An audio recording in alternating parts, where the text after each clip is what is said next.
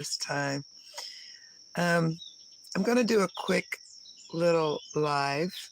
My name is Susan. I'm a master life coach that helps autistic adults 40 plus live a life of self acceptance and joy within um, their autism. Today, I woke up this morning about 6:30. I was awakened about 6:30 by my dog Matilda. She's a little uh, corgi pit bull mix, 30 pounds. A little weird looking little dog. Um, she was pressing against me with this something unusual. I mean, just really pressing and shaking. So I thought she was cold because it was chilly. So I covered it up and kind of went back to sleep. And then I woke up again. She was trying to get up and stumbling and couldn't get up. And I looked at her and I saw her eyes just both going, just constantly going, going, going. She, after looking at her for a while and noticing what was happened, I noticed she was having a stroke. Um, and that lasted, from what I saw, about an hour and a half. So she may have been having the stroke an hour or so before I even noticed it. And um, being autistic and having survived many crises and traumas in life, I just went into um, problem solving mode. And I want to talk about um, how others may perceive us in these situations and how they think we're cold, unfeeling, um, not emotional. You know, autistic people get a bad rap about their emotions. And so today I want to talk about this situation, why and how we respond in situations of crisis. And speaking from firsthand experience, I wanted to speak about this as soon as this happened. So these feelings are fresh in me and I can be as authentic as possible with you. So, you know, what happens? I guess the question is, the topic is resilience and coping strategies in adults with ASD. And it doesn't matter if you're high functioning or on the lower end of the scale, we all have some form of this. Okay. So, what happens is a situation, a crisis, a medical emergency um, that's big and traumatizing for just your little everyday thing, major things like our dog having a stroke. Um, they trigger our sensory and uh, overload us. Our mind is overloaded and we cope. Our coping skills during this is to be calm and find the solution. Most of us, some of us. Others may just fall apart and have a meltdown immediately.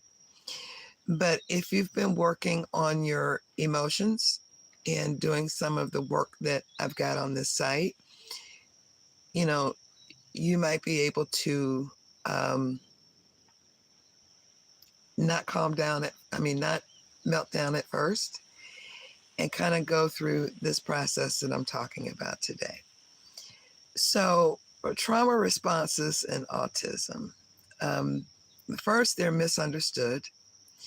They're overshadowed by our traits of what people consider autistic. Okay, they may think that's just our traits, when in actuality we're going through an internal crisis. So what we do is we might freeze and shut down. Go comatose, can't do anything. And this is protecting ourselves from overwhelm. Um, And in medical situations, this can be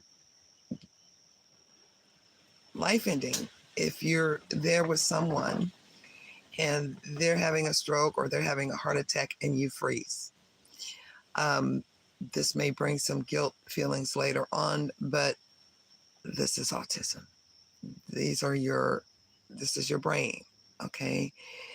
And we can try and work on moving out of that, as we go in coaching and therapy, but it's just not going to happen right away if this is your first response. We often fawn or mask. I did that this morning. It falls into people pleasing and pretending everything is okay when it's not. This is to avoid conflict with other people or creating more trauma or compounding the trauma that you're already going through. I found that I was doing that when I realized there's actually only 3 people I could contact that could actually immediately help me. One was my mobile vet, which I texted her and sent a video immediately of what was going on with the dog. My next door neighbors, they're in their 80s, so I know they're still asleep, but I texted her to see if she could take me to the vet at that time. And then I called her son, which he and I are friends, and told him what was going on, because we both have dogs and we're pet friends. We're friends. We're pet friends too. And so I realized that I do have people to call, to lean on for support. And that's important because it's weird, because yesterday I was feeling really alone. I was feeling like I had no one to call in case something happened, which it isn't true. I know who exactly on my emergency list. And so you might want to get your emergency list together of people you can contact right away that you know will assist you and won't tell you to calm down. There's nothing wrong. They will work with you and appreciate that you know what you're talking about. So the next thing that we might experience is delayed emotional processing. I experienced that today too. During the crisis, I was very together, not emotional, just focusing on her, looking at her, comforting her through the process, not thinking about myself because I wasn't the important one here. Her comfort was. And so I just pushed aside any fears that I had or emotions that I had of possibly losing her. The reason this felt that way is because it's actually a year and 5 days from when I had to send her little sister over the Rainbow Bridge from lymphomic cancer. So I know she's 9, and I know it's coming again. And this is my 3rd dog in a couple of years. And I just,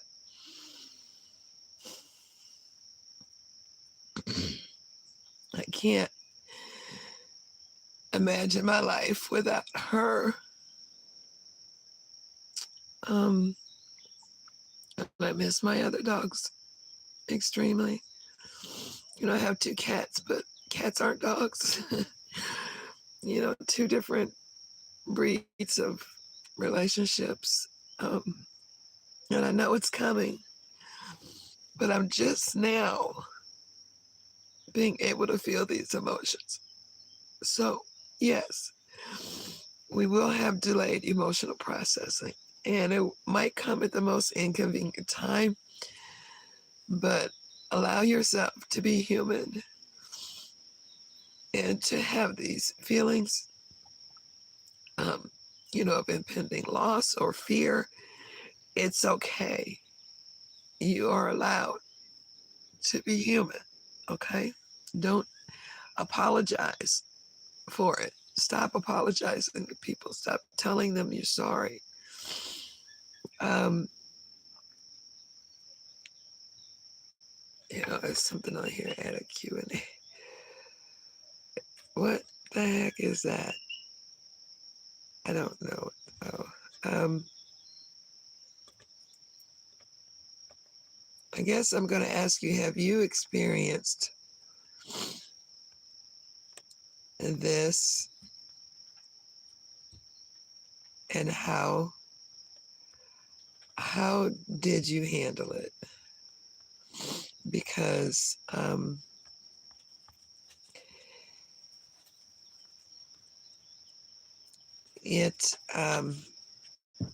it's important to um, be able to share with someone these experiences that we have, to feel seen and heard, and so we don't keep all this inside.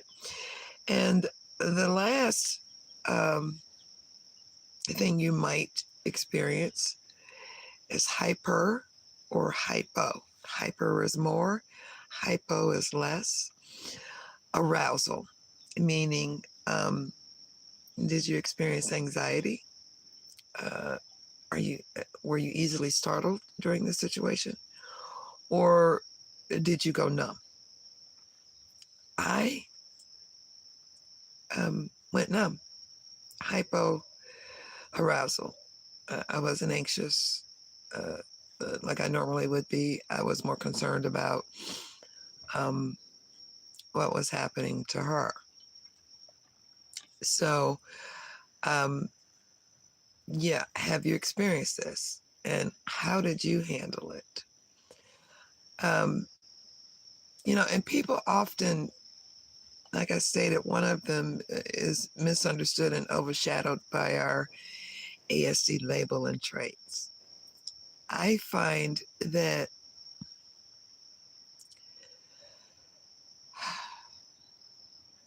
I only have one person in my life that accepts the fact that I am on the spectrum. One person. The other people won't even talk about it. It's avoided. And what's so funny is one of them um, has several people in their home with ASD and um, ADHD.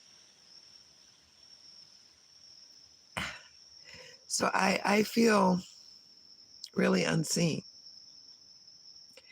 And so I'm not able to talk to these people about what I'm going through today. Um,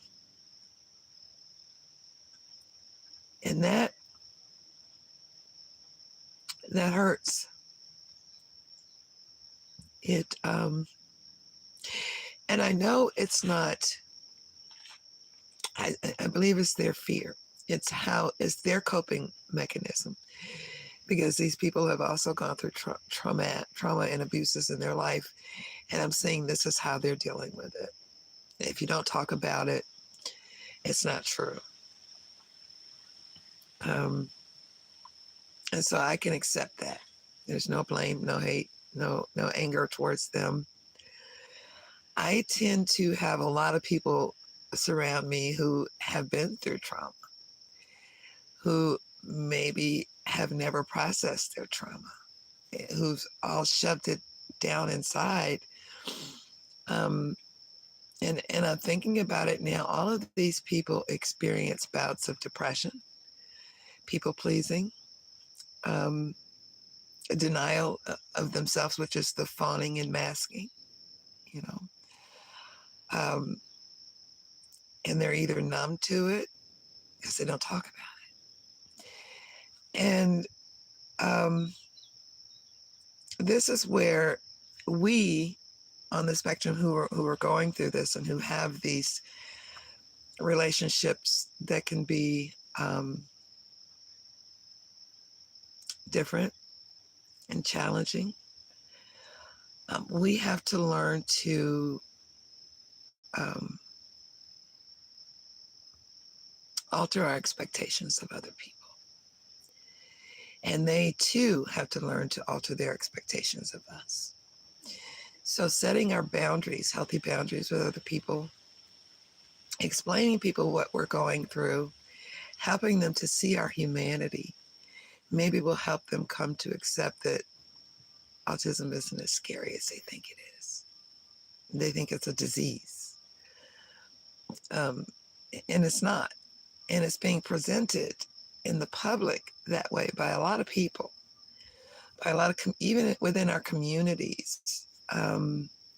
So we don't really talk about how we're processing this, but I'm feeling better now. I'm calmer now, that I'm able to voice this to someone.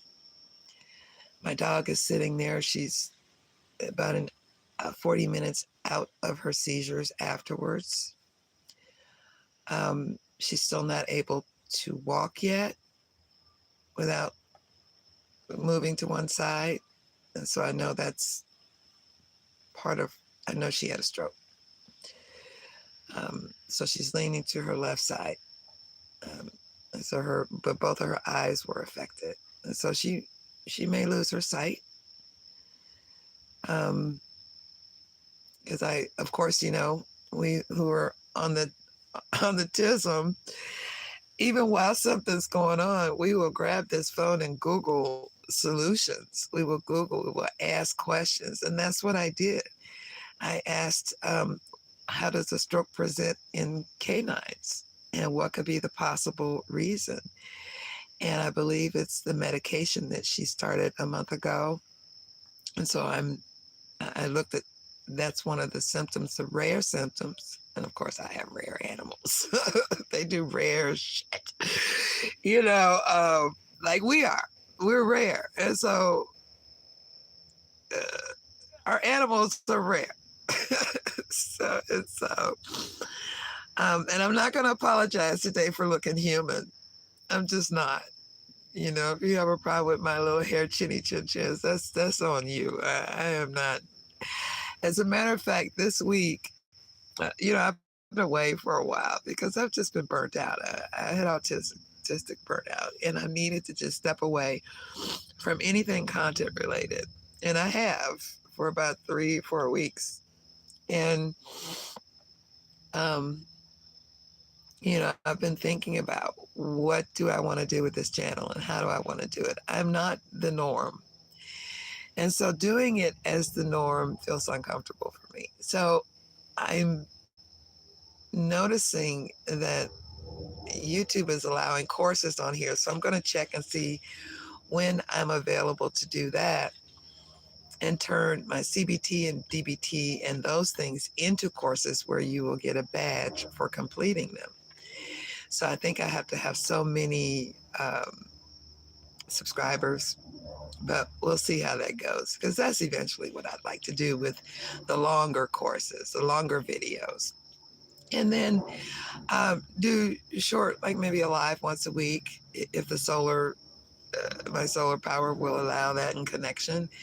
And, do my coffee chat videos and some of my other informative videos as, life goes on, different subjects that we experience, just chatting. I had to make a decision during these last 3 weeks.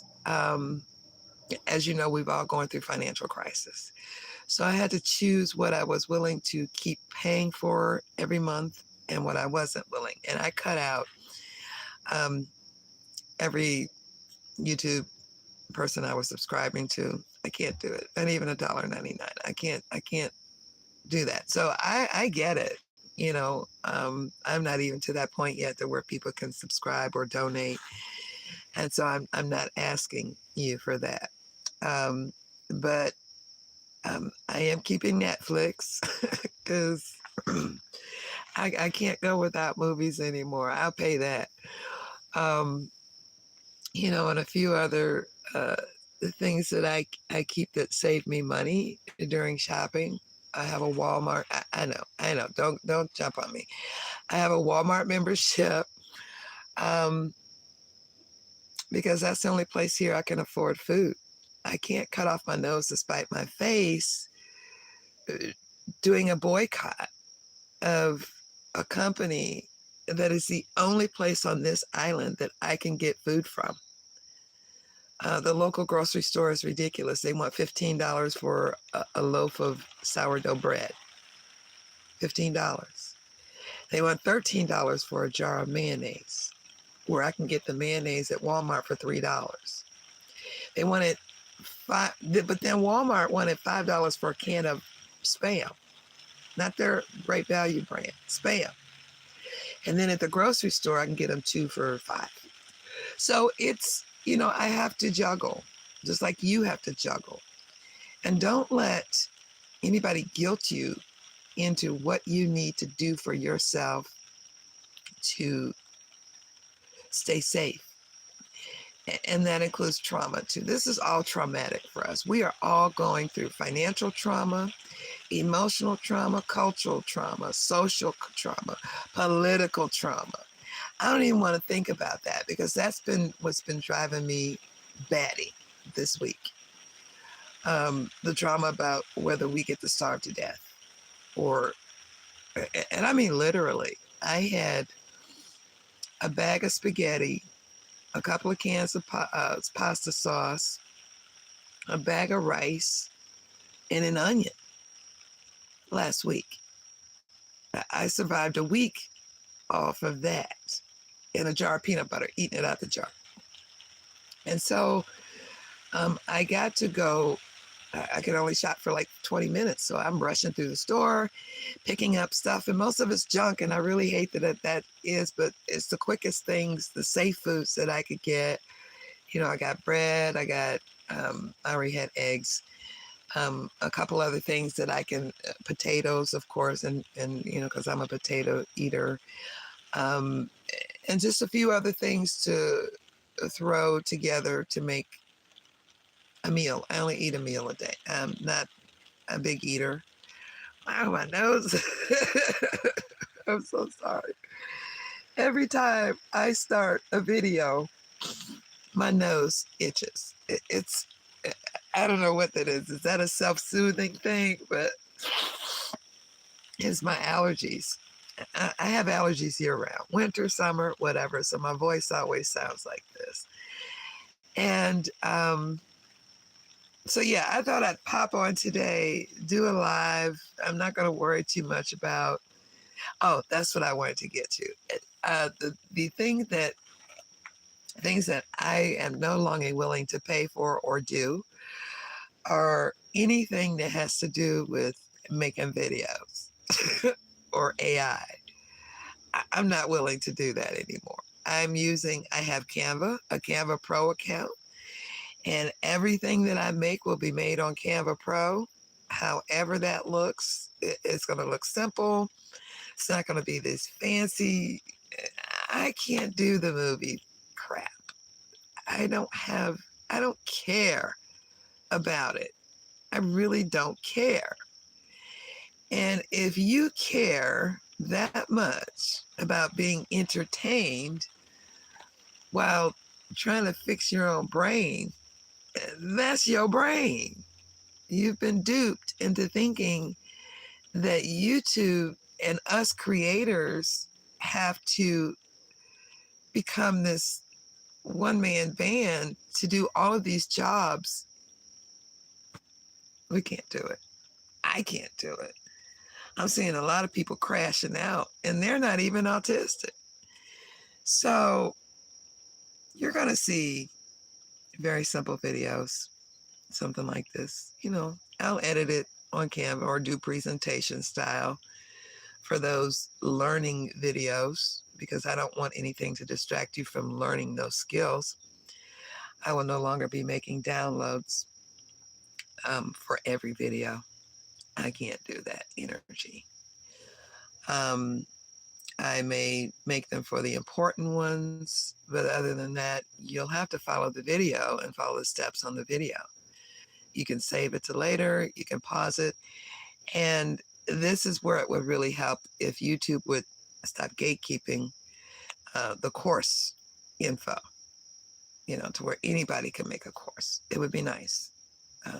So anyway, that's it for today. If you have experienced this, a traumatic experience where it triggered your sensory and social overload, your coping mechanisms, um, traumatic responses, you felt misunderstood, you started masking and fawning and apologizing for being in this trauma or emergency, even if it's your own life emergency, you're apologizing and people pleasing. If you've experienced delayed emotional processing that it didn't hit you till later, like it just hit me on this video,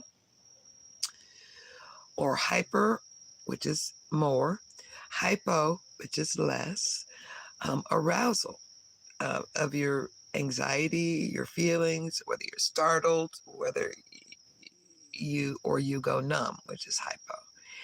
How did you handle this crisis? What did you feel you went through? And did you come out of it feeling okay about yourself? Or did you feel shame? This is important. I don't feel shame for reaching out and asking for help. I don't feel shame for breaking down, even on this video, and crying about my animal that I love and what she's going through.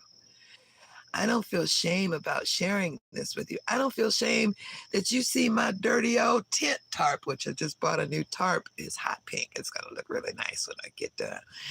I am not ashamed about who I am, where I live, or how I feel anymore. I have let it go. And it's time that you can let it go too. You don't have to sit in this and feel alone.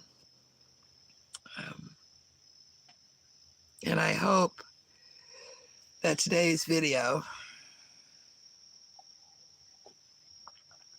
helped you a little bit. If it did, please let me know. I appreciate each and every one of you who have subscribed. If you have not subscribed, please consider subscribing and following, and sharing. If you found something on the site that's useful for you and you think other people might need it too. I want you to please excuse I'm finding myself. I'm growing, and you'll see the channel is growing too, the design. And I love design. I love my Canva. I will just make all kinds of stuff.